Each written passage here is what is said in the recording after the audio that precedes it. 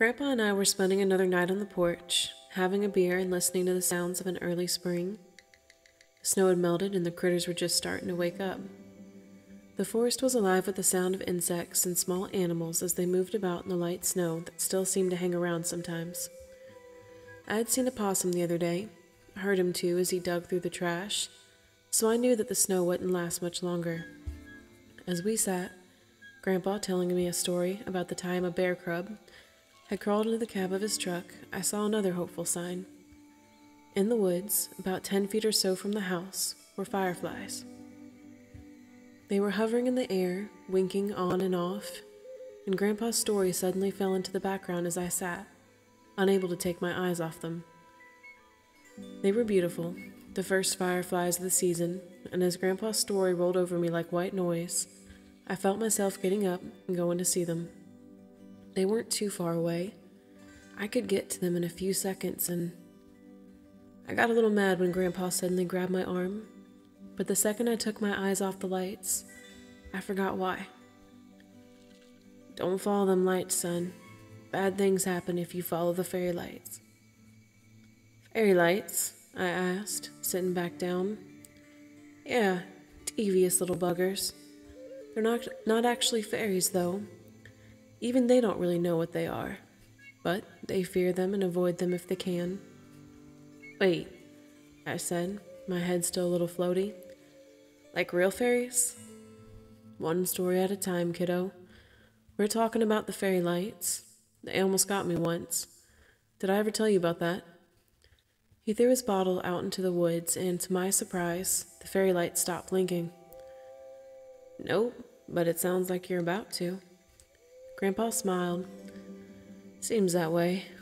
This story begins as most bad decisions often do, with drinking.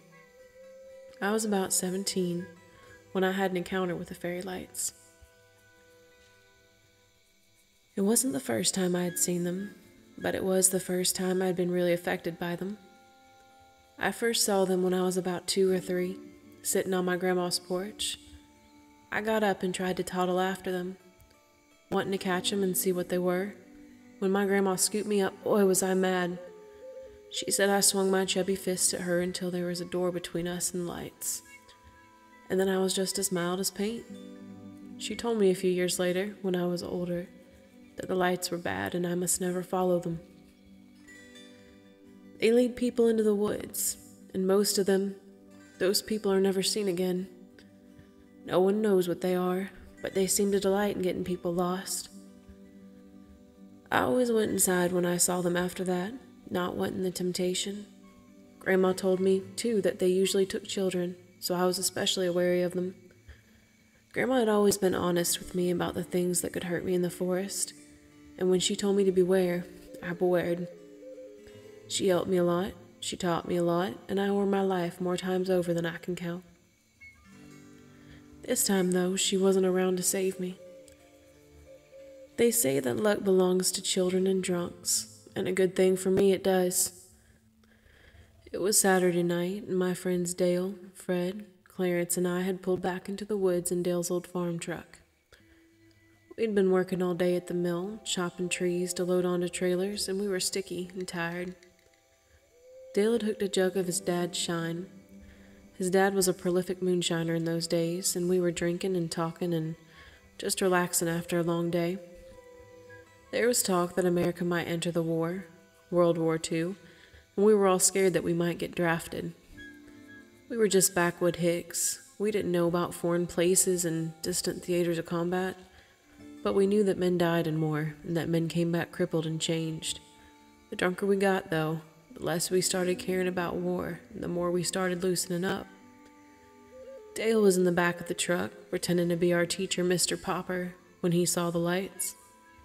Dale had a knack for imitations, and Mr. Popper was an Englishman with a very thick accent. Dale had been strutting around, speaking to us in that way that Mr. Popper had. Mr. Popper always sounded like someone in a Shakespeare play, and went way over the heads of some Appalachian stump thumpers like us. We'd all been laughing and cawing at the way he captured the man so well, and he'd just been raising his finger to deliver one of those plummy British idioms that Mr. Popper was so fond of, when he stopped and looked out into the woods. He'd been silent for about 5 seconds, just staring drunkenly out into the forest when he finally whispered, "What is that?" We all turned around to see what he was seeing, and that's when we saw the lights too. Growing up in the middle of nowhere, I had never seen a radio tower before. These lights were like the blinking light on top of one of those towers. They were foggy and hard to discern, and they would weak on and off as they seemed to float. The longer we watched in our drunken haze, the more enticing those lights began to look. Dale had climbed slowly out of the back of the truck and began walking towards them, and Fred and Clarence were moving like deep-sea divers as they followed. Even drunk out of my mind like I was, I seemed to remember that there was something I should remember about those lights. The more I tried to think about it, though, the more important it seemed.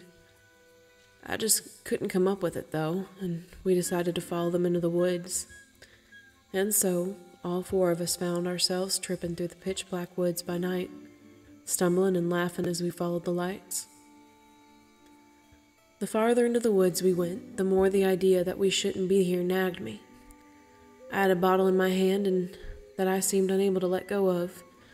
It was RC Cola or something, and the other 3 were staggering after those lights, all of us laughing like fools. I remember Clarence tripping over a log and cutting his forehead real bad, but he just got up grinning and laughing as he followed those lights. The lights seemed to be making us drunker, if that makes any sense. We kept stumbling after them, deeper and deeper, as they got farther and farther away. I say they got farther and farther away, but it was like they never moved. Them lights kept blinking and twinkling in different colors, and they always seemed to be farther away than when we remembered them. We kept stumbling after them, and they just kept getting farther away, and in our drunken stupor we just never questioned it. We all just laughed and chuckled, saying how we would catch them and find out what was making those lights. I don't know if they ever figured it out, but I still haven't to this day. The deeper into the woods we got, the more it seemed like it was getting foggy. The ground was really hard to find, and as we tripped along, we were starting to feel like we were in a cloud. Sorry if this doesn't make sense, but you have to remember that I was 16, drunk, and under the influence of whatever those lights were. I can only really remember this in that muzzy way that you remember dreams. I can see the lights, and I can see the fog, and the trees around me are vague outlines as my mind goes in slow motion and then in double time. I couldn't tell you how long we wandered through those woods, but I know where that wandering came to an end. We had come to a point where the lights had started to get closer. There were about 7 of them, each of them in a different color. I wouldn't be able to have said it at the time, because we really didn't have such things, but they were like the lights on a Christmas tree, only bigger. Oranges and reds and purples and blues and greens and whites, and even a black one that shouldn't have been able to be seen, but it was. The fog was thick around our feet, and I couldn't have told you what part of the woods we were in. We could have been halfway to Elijah for all I know, but it hardly mattered as the lights seemed to be letting us get close at last. We came through a stand of trees, and there they were, just floating 15 feet away from us. Each of them was about 4.5 feet tall and seemed to weak in and out of existence as we watched them. I can hear their voices telling us to come on, to come see them, and I saw Dale stumble forward, his hand outstretched to do just that. Then he fell forward, and I never saw him again. It didn't bother me that Dale had disappeared. In fact, at the time, it seemed funny. I remember Clarence almost doubled over and laughing, thinking that Dale was pulling a trick or something. Clarence and Fred went forward next, hands outstretched like they meant to touch him. As they laughed and slurred their words, they were laughing and joking and saying how they wondered if the lights would be cold or hot. Then they both disappeared, and it was just me. I would have gone with Clarence and Fred, but the need to make water had overtaken me. In my drunken state, I hadn't even been able to get my pants down, and I wet myself. The lights kept talking to me. They wanted me to come to them. They wanted me to touch them. They wanted me to see what they had for me. I wasn't afraid. Far from it. I wanted to go. I wanted to see them, and I wanted to see where my friends had gone. I knew that the lights had made them disappear, and I really wanted to see where they had gone to. If that rock hadn't been in my way, we wouldn't be having this conversation. Mostly because I'd be dead and you would have never been born. The rock seemed to grab my foot and I went down hard on my face. As I fell, the bottle I'd been holding smashed, and I felt my hand get wet and painful as the glass sank into it. The voices had changed, and I heard the worst screaming of my life. It was like the pits of hell had opened up, and I could hear all the tortured souls within. I looked up, and I could see the lights pulsating very fast, hurting my eyes, hurting my brain, and I put my face down in the dirt and waited for all that screaming to be over. When I came to, it was morning time, and my hand was on fire. The alcohol had worn off, and as I looked around, I could see the lights, and the mist from the night before was gone. I was face down on the forest floor, my pants stiff from having dried that way, my hand hurting something fierce. As I got up, though, these things were nothing next to the surprise that awaited me. I stood up and almost stumbled headfirst over the edge of a ravine. Down below, I could see the bodies of my friends. The lights hadn't taken them anywhere. It appeared that the only thing that had taken them was gravity. I stumbled away from the edge of the cliff and went running into the woods. I didn't care about my hand or my pants or anything except the need to get as far away from what I had seen as possible. The state police found me 2 days later, dehydrated and starving. My parents, it seemed, had reported me missing, and after they found Dale's truck, the state police and volunteers had begun canvassing the woods. They'd almost given up when they found me sleeping next to a tree. They had bundled me up, got me some food, and asked what happened to Dale, Fred, and Clarence. I told them about the lights. I told them about the ravine, but I couldn't begin to tell them where that ravine might be. I told them that when I'd come to, I had seen the bodies of my friends down that ravine, and I had started running in a panic. They had thought for a moment that I might have been responsible for them falling into that ravine, but there was nothing in my background to show that I had any tendency like that. So they let me go, and a year later I joined the army and went overseas. They never found the bodies of my friends, but I've been throwing bottles ever since to keep those lights away. I watched him closely as he finished, wanting him to turn and tell me it was all a joke or just a goof. Instead, Grandpa sat looking out at the woods, silent as the grave. He took the bottle out of my numb hand and threw it out into the woods. It made a skeletal breaking sound as it hit the tree, which seemed to bring him out of his state. "Why do they fear the sound of breaking glass?" I asked him hesitantly. Grandpa only shrugged. "I have no idea, son.